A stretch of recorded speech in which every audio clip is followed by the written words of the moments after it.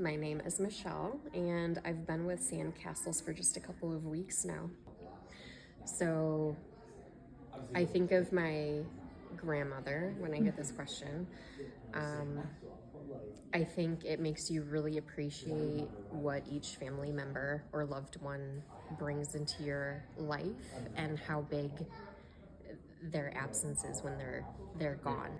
I would say that it's not predictable. I think we get a narrative, I don't know, from media, from other people, that there are stages of grief or that time heals all wounds and, your healing is proportionate to the amount of time that's passed. But I found in my personal grief that maybe it doesn't hit you right away, and then a memory or a moment or a smell or a place will just really hit you and remind you, like, oh my gosh, this person's gone. So I would say it makes me much more appreciative of the people that I have in my life, really being present and cherishing moments with my family, with my friends, and just realizing that, their time here could be shorter than what we think.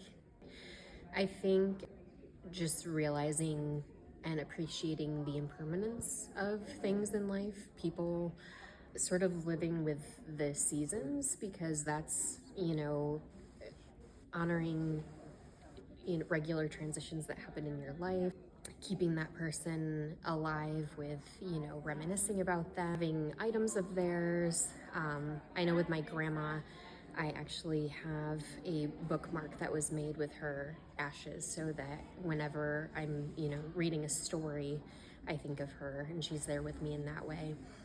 So a challenge in my grief has been, my family has a cabin in the Upper Peninsula, and it's tied so much to me, to my grandma, because my grandpa would always be up there when we went up to vacation. And so whenever I go up now, there's just most of her things are there. That's like the place that feels the most like her. And of course she's not there. So I think with overcoming it, I don't know, just doing things that would honor her, being there. Like, she would always have the hummingbird feeder filled up, and she loved to feed the hummingbirds. So whenever I go up now, I make the sugar water for them and hang up her hummingbird feeder. I really think just my whole family, like my aunts and uncles who were, of course, her kids, my cousins, because I was a lot more tight-knit with my extended family. Oh my gosh, I think she would just tell me to remember the happy times and just live life. I think that it's okay to have those ups and downs, like to just roll with it if you're hit with a wave, basically. Like, don't try to suppress it or shut it down, but just like be in it and honor it. Oh, that, she's in a better place, her pain has ended, just, I don't know, the cliches that you've heard before that sometimes feel like they don't really mean anything. I think it's helpful, most helpful for me at least, to just have an honest conversation about where you're at, and when people around you let you be where you're at, even if it's like ugly, negative. Yeah, just knowing that for different stages of my life that I know she would have been really proud of, that she's not there. I think that's the main thing. She lived a long life, so I guess there's comfort in that. But even as an adult, you have like milestones that you still hit where you're like, oh, they're never gonna know about that.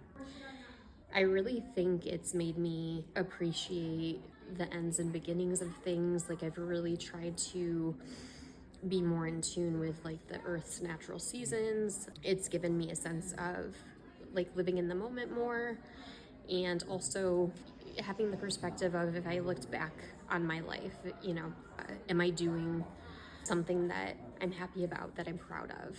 Oh my gosh, well, just to be blunt, she was in pain, and was suffering toward the end of her life. So I think just knowing that she's not having to deal with that anymore, that, the rest of us are not affected by, having to see that or care for her in that state. I would say just, the end of her pain would be a positive. I don't know that it was necessarily like in or because of grief, but just reminiscing during the grieving process about a funny time where my grandma was the sweetest woman alive and wouldn't hurt a fly, would never curse, but one time she just out of the blue, when I was trying to get a picture of sunset at the beach and my grandpa was taking a sweet time finding a parking spot, she yelled an expletive at him and told him to park the car already, and we were just howling laughing. So I think that coming up as one of the memories that we pick to reflect on. Oh, that it's different for everybody. Don't be ashamed or feel guilty for however your grief manifests. That's just what's true for you. That I think no matter what, time does help take the edge off a bit, but it's definitely not just a linear process. So be gentle with yourself as things come up, and sometimes it hits you unexpectedly.